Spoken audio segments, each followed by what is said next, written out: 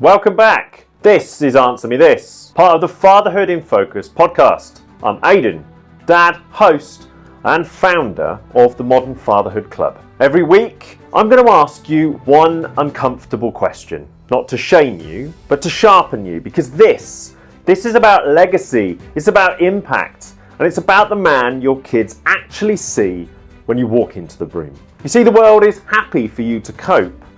We're here to help. We're here to help you choose how you show up, how you lead, and how you love. Before we dive in, if you haven't already, subscribe to the podcast, hit subscribe on YouTube, and grab one of our free fatherhood resources at themodernfatherhoodclub.com. They're built to support you from those early, messy days right through to the years when they're shouting at you from across the room. All right, take a breath. This week's question, gonna test you. Let's get into it. So I want to continue to talk about early fatherhood. So here is this week's question. When her world changed, did you change with it? Or did you fall back into the old ways and the habits that had worked before? I remember it like it was yesterday. She became mum the moment Henry arrived, and I became dad piece by piece. We arrived home in June 2017 and the world was left behind. I had 2 weeks paternity leave, the phone was off, and I was determined to make the most of our time as a family. Extended families were kept at a distance so that we had time to bond.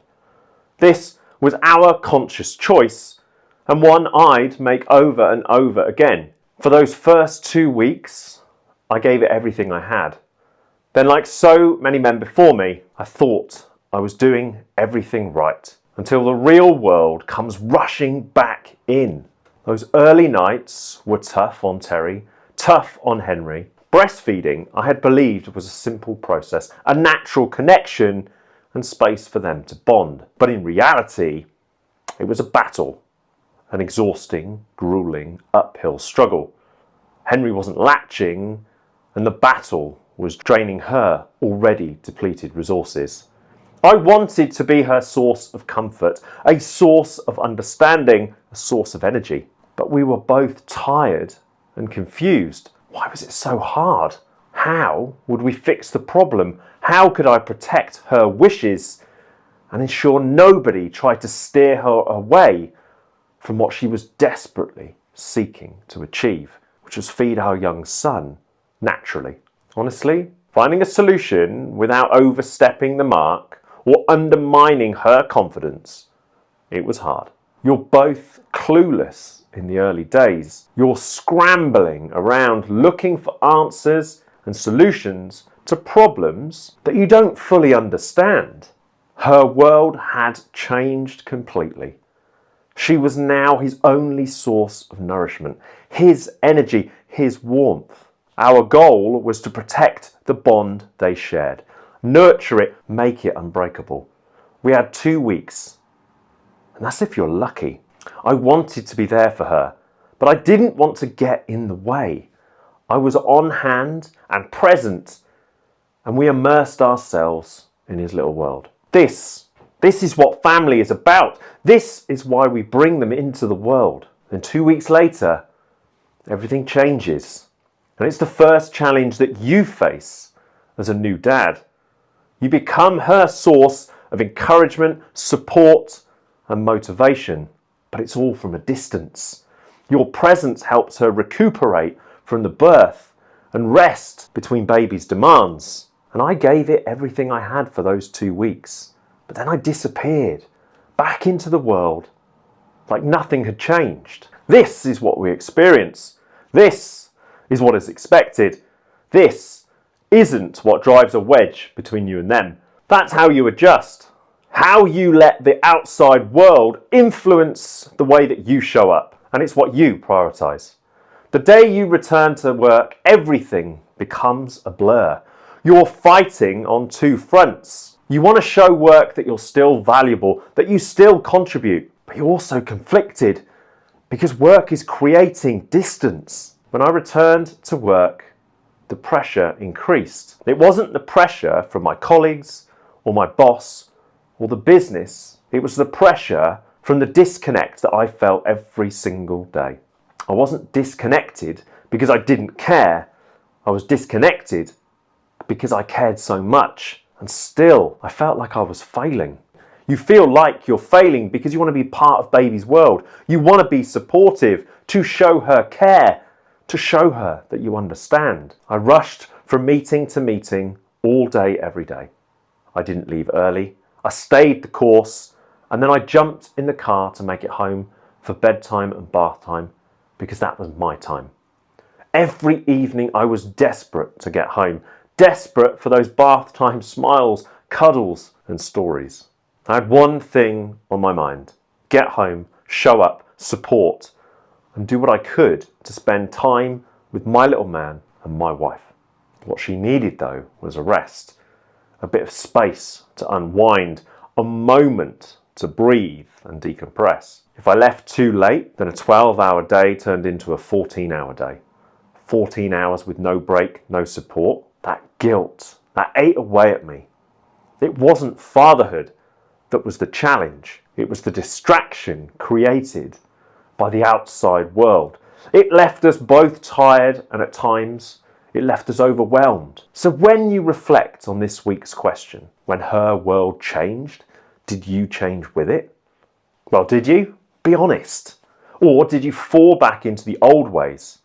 Did your early behaviour create the barrier to your connection, to your intimacy, to the warmth that you needed to feel? Fatherhood forces you to evaluate your choices and decisions. It forces you to focus on what's important, what you value, and how you contribute. The world outside doesn't want you to focus on the value you bring to the home, the strength they need, the support, the love, the empathy.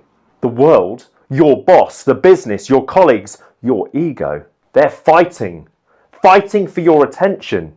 You see, Terry, she carried so much, not just a baby, but healing, hormones, emotions, the invisible weight of early motherhood. Her sacrifice wasn't just her body. It was her confidence, her identity, her value beyond motherhood. Yes, I was trying to carry the load, but I was also carrying this guilt that I wasn't home enough, guilt that I didn't always understand how deep her exhaustion ran, guilt that I was living two lives and not thriving in either. When I reflect back, I know I battled the conflict, but throughout that first year, I respected her sacrifice, I respected her power, her commitment, and her unwavering willingness to sacrifice everything to raise Henry. I held her hand when she needed me to. I was there to help through the challenges. But did I grow up fast enough? Did I prioritize the right things? Did I see her fully for what she did for our family? Did I look beyond the short term? Did I think clearly enough to focus on our future? Honestly, I gave it a good go. I made decisions in that first year that came back to bite me in the arse. Decisions on the face of it that were right, but they were a short-term fix. But what they did was create this void that I then tried desperately to fill. So our world changes too. It's not a physical change. It's a change to the way that we think about those we love. The problem is, do we lean into it or do we lean away? I'm not saying that you need to totally transform. It's deeper than that. It's a conscious decision to lead from a position of strength, confidence, pride, power, and resilience. What I learned is support isn't just help. It's empathy, it's tuning in, reading the silence, realizing that rest isn't a luxury for her, it's survival. It's accepting that her sacrifice is bigger than you both, that it eats away at her self-worth, confidence, and if she eventually returns to work, then it will create a conflict that you cannot even begin to comprehend. I made changes in that first 12 months, but I made some of them for the wrong reasons. I had the support of my employer. Many men don't. At the time, I had a decent boss. he was a dad too. He understood. He was a man who understood the pressure of early fatherhood and the distance that it created. Many don't have that, but I chose to push on. I chose to make decisions that would come back to haunt me. Decisions that would cost me time with my young son. Decisions that almost cost me everything I loved. The changes we must make are different. It's about mental and physical robustness. It's about building the resilience to see you both through tougher times. It's about provision without losing sight of what matters. It's about protecting what's important without losing sight of the man you are. It's about learning to lean into fatherhood and create a safe space for her to voice anger, frustration and tears about motherhood and the future. It's about making sacrifices, evaluating choices past and present, choosing to be in that present moment, choosing to give her and them more of you without burning out. It's about emotional maturity, maturing mentally and choosing not to escape when the times get tough or to throw something back at her when she's just worked a 14-hour plus shift caring for your baby. This is modern masculinity. This is modern fatherhood. I wasn't failing her by working, but I was failing her when I stopped asking how she really was, when I assumed instead of asking, when I showed up physically but I wasn't emotionally awake, when I chose to escape and rely on the habits that hadn't served me in the past. I'm not saying that we need to transform the way we look, but we need to raise our game, transform into the leaders that they need. This isn't about running through brick walls, blindly chasing that next goal, paycheck or promotion. This is about evaluating the world around you and how it influences how you show up, how you make them feel, how you feel about yourself, how ready you are for the challenges ahead, and how prepared you are to push, and how much you're willing to give, and how you manage your time.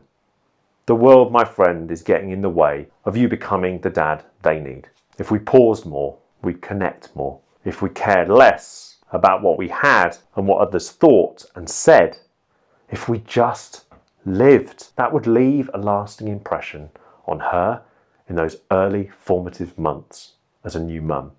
That would bring you closer together. That would show her that you've got her back and that you're growing into your role as the leader of your family. She's not necessarily looking for equality.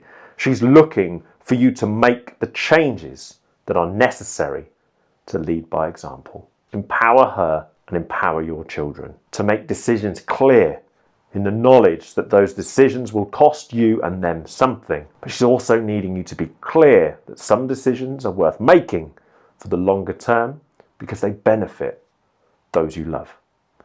She's looking to you for reassurance, a steady hand, to be decisive, to recognize and appreciate the sacrifice she's made to create and nurture life. I changed, not instantly, but gradually. I started seeing fatherhood as a partnership, not just a role to perform. And I learned that sometimes the most powerful thing you can do as a man is soften, listen, anticipate, love louder when the room goes quiet, and think about the long-term project. Had I known this when Henry arrived, would I be where I am now? Who knows? That's in the past. It's done. The key is, I've learned along the way, and that's what I encourage you to do. You can't outwork early fatherhood. You can only attune to it.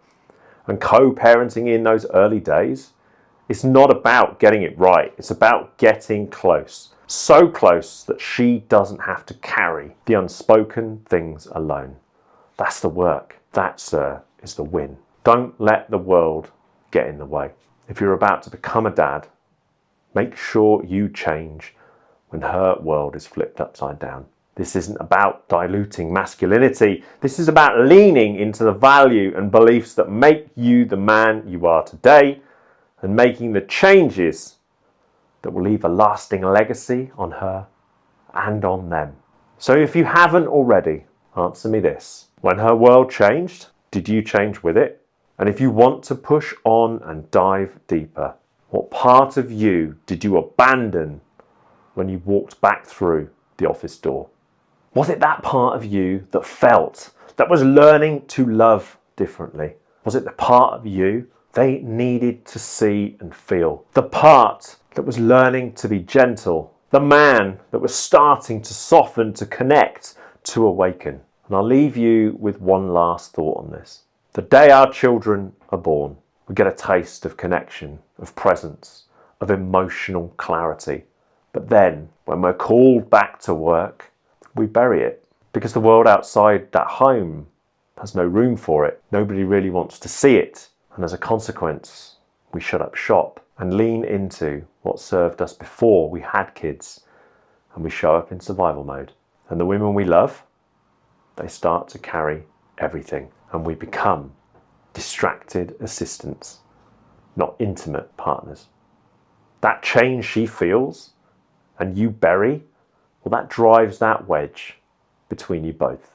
Thank you as always for listening. I'm here because I lost sight of what was important and it almost cost me everything. But that doesn't have to be you. That challenging time taught me about duty.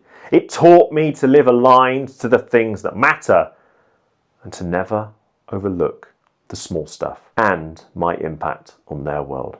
That's what I fight for every single day. I want to be the dad who's present, not stuck at a desk, not glued to his phone, but connected, laughing, teaching, guiding. And I know the price of not doing that. I've lived it and I know they felt it. I've made mistakes. I've missed many moments. But I'm not letting them define me. I'm fighting for a future that serves my kids. And it's not just one that looks good on paper. This podcast isn't about making sweeping change. It's about taking a step forward today, another tomorrow, and doing it every single day. Because if you start today, ask yourself, where will they be in the future? What path will they follow? And how will you and they grow? But most important of all, what will that bond between you be like? And as always, write it down, dive into the detail, create something so powerful and unique that you cannot wake up and not move toward it. All right, that's today's question. You've just spent a few minutes doing what most dads avoid: slowing down, being honest, and looking at how you really show up. And that matters. It matters so much more than you know. Remember, your kids, they don't need a perfect man. They need an honest one and a dad who's willing to reflect, reset, and lead from the front, even when he's tired, under pressure, or just coping more than he'd like to admit. If this episode landed for you, subscribe to the podcast. Hit subscribe on YouTube so that you don't miss any of our future episodes. And if you haven't yet, join us at themodernfatherhoodclub.com, where you'll find our resources and reflection questions, the ultimate new dad toolkit, and the new dad recharge, the course for those of you that are ready to realign your priorities and make the necessary changes to lead from the front. And you'll also find details on our upcoming antenatal course for new and expecting dads. Look, I'm not perfect, you're not perfect, but we are committed. Committed to leading with confidence, strength, openness, and heart. Committed to giving our kids the version of us that's present and not just productive. Thank you for listening, for reflecting, and for doing the hard work. This is the Modern Fatherhood Club. This is Answer Me This, part of the Fatherhood in Focus podcast. I'm Aidan, and I'll see you in the next episode.